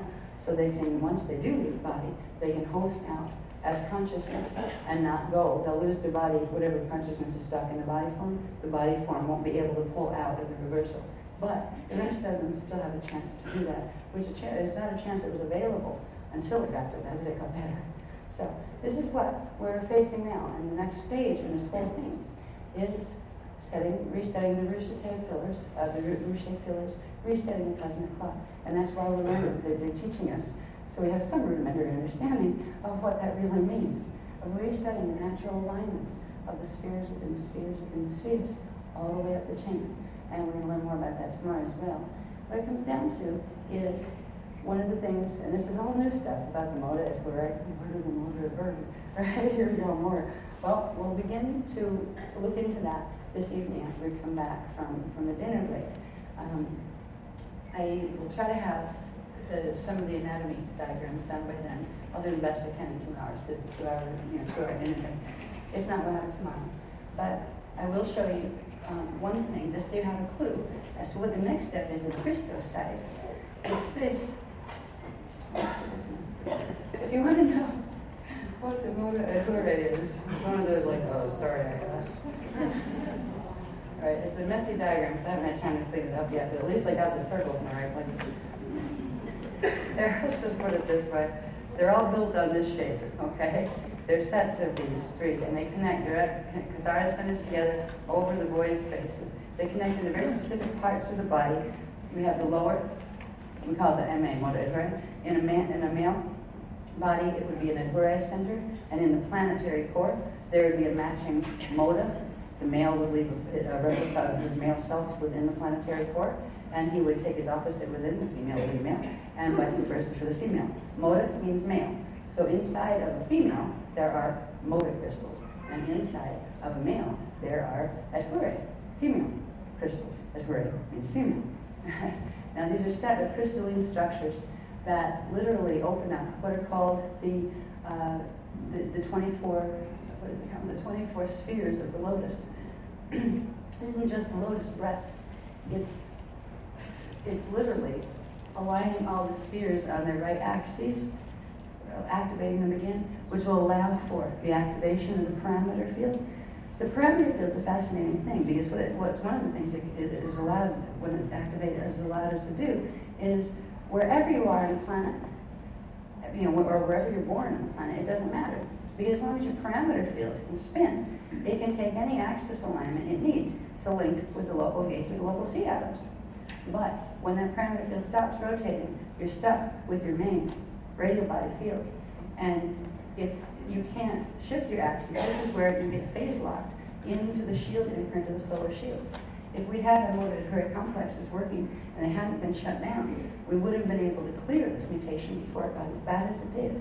But because these things have been shut down, these centers have been shut down in the body, we've shut down these spheres, the spheres in the body. which shut down the big ones around the body, the rotation of the ones around the body. This has made it so the shield imprint of the solar shield dominates all the Cathara centers, and that's where we get the zodiac birth imprint, where we get imprinted with all those axis misalignments that are up in the stars. And if we want to transcend it, there's one way to do it. And now we have enough frequency, because now we are in a reset cycle, which means we know where the positioning is. We are lined up with the Eka axis, and we have ability to run at least down 1/3 of the grids, that frequency. We bring that frequency into the body. We can progressively clear each of the Cathara centers, getting them back to the natural axis alignment. And when we do that, we get the spin back of our natural parameter fields. And that begins the process of really setting the body free. Because we've all been stuck with this mess in our bodies as it was progressively built. The first vulnerability, major vulnerability, was in 208,216 BC when the Pluto thing happened. That left the vulnerability. Then it was the rest that came after. So this is really, I think, what we've all been waiting for and working so hard for. That one core thing that no matter how far we work and how much frequency we can feel we're running, it still felt like my body still betrays me, you know? It doesn't listen to me, and it hurts, you know what I mean? It's like, yeah. Well, it's because of these twists that it hurts. We're trying to run frequency over them and around them and through them and trying to, fix them as we go. But now we can release these centers, and we'll talk more about them. I'm going to get some of the diagrams done tonight that takes it into the anatomy, so it's not just you see the body there, circles around it. Start to see where these little crystals, little crystallizations that are actually, they're called etheric ducts. They're duct systems. They release frequency.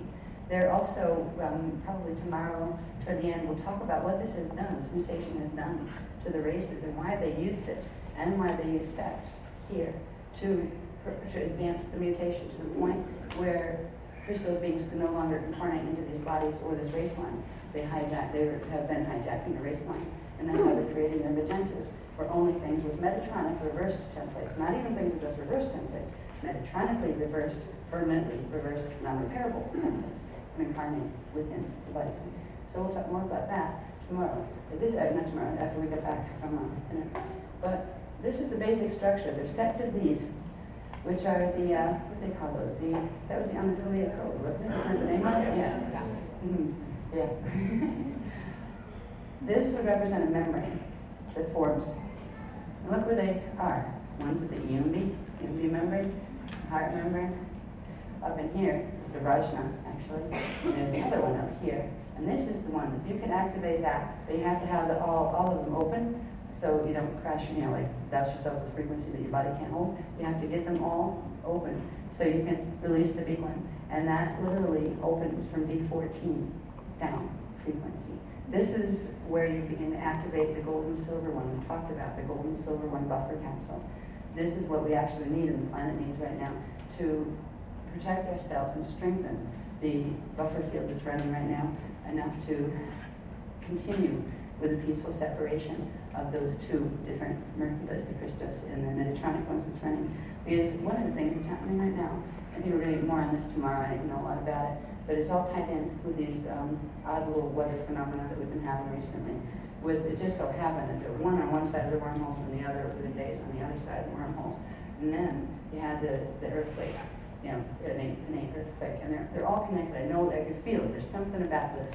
I believe there's a warfare issue going on between the UIR people and the Anunnaki, and they've actually stayed with them, and the Anunnaki who defected. So there's going to be some weird stuff happening politically, and it's all about this.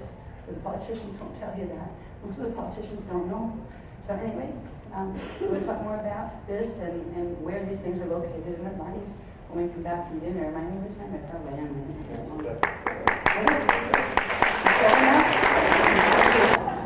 He's the real one.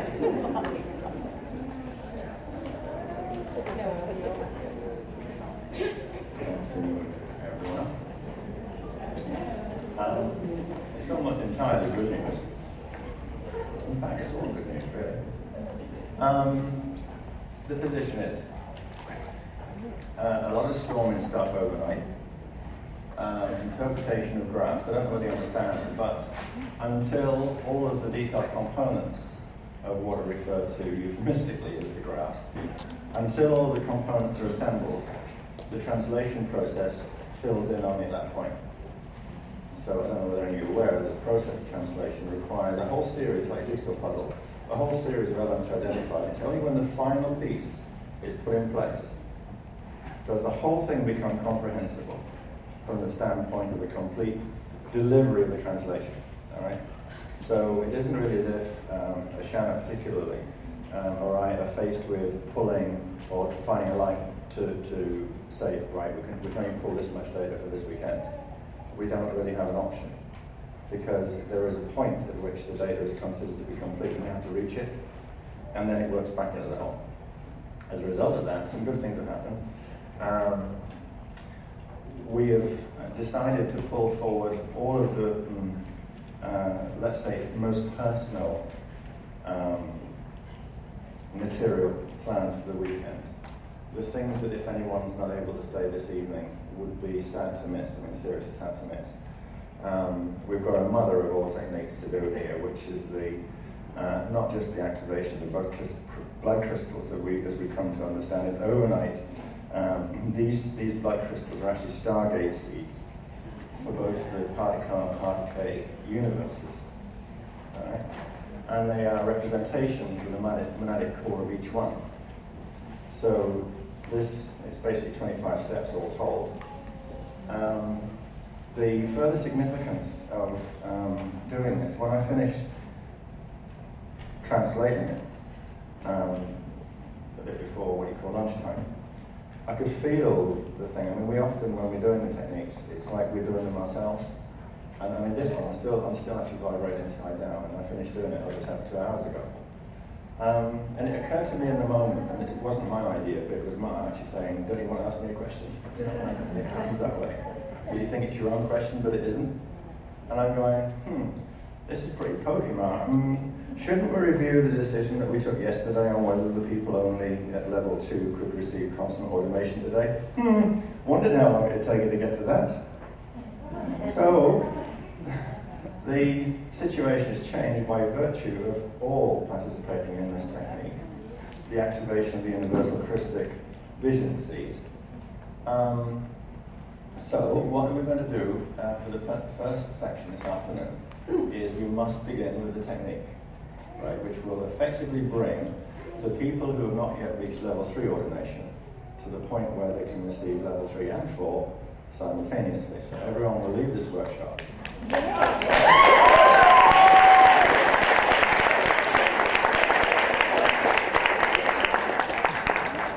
As a consummate representative of Melchizedek Cloister and Order. Because, without seeming to sell an effect to anyone, which is the last thing I want to do, because it's a pretty powerful technique, we will complete the technique together. And when we've done that, if I remember, I may or may not remember, depends where I am at the time, but when we've done, we should want you to leave the room and spend 10 to 15 minutes walking and talking with yourself, feeling with yourself, listening to the sounds of the spheres that are another way of describing the way we characterize the sound of the blood crystals. Right? So you're going to be asked to spend 10 or 15 minutes in quiet contemplation. All right, if you choose to go to the bathroom and play cards, that's yours. It'll be a moment to say, but because the significance of what you're about to do is really, it can't be overstated. I can't put too anything else. Then, when you come back from there, I shall need the lady consummates as they exist from the Paxos ordination, the only prior one. I shall need the ladies to stand front-facing here, and the male representatives of consummates will stand at the back, facing to the front. Okay. And then I'll do the beginning part of the ordination from the front, the things that need to be said. We will actually begin with the declaration of the Maharata, which is basically the point that you're at, and you're moving from there to the Rishik, the anchoring of the Rishik contract that you have birthed to activate, because that's what the consummate ordination is about. We will open with that. The existing consummates will actually transmit the frequency, which will create a huge cone a huge reshift cone that is a reflection of the group shield. This group shield, right, has a collective reshift identity, and this cone will actually come down from above, and the diameter it will go way, way out on all sides. And the ministers who are presiding over this will also be mindful of assisting anybody who is having any difficulty in anchoring their personal reshift cone. All right, so this will be happening on a collective level and an individual level. And we shall leave it to the guidance of the current consulates to be aware of that and to assist anybody as they're so moved to do in the entire group as we go through the process. We'll complete with, as I prefer to call it, the invocation of the Rishi. Okay, I am the sacred son. We'll finish with that and the usual Shaddai and those things, right? When we reach that point, we shall then take a break of about 15 or 20 minutes. And it will, at that point, then we'll pick up with the study business, the kind of academic detail parts. So, all that said, we'll get in there.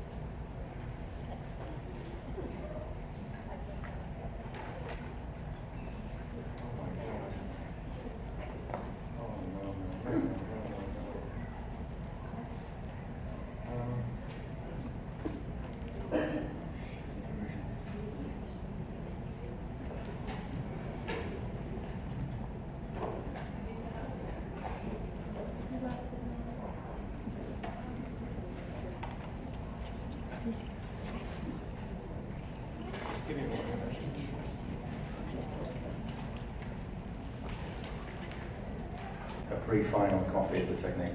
All right, so I'm just trying to find out where this has gone wrong.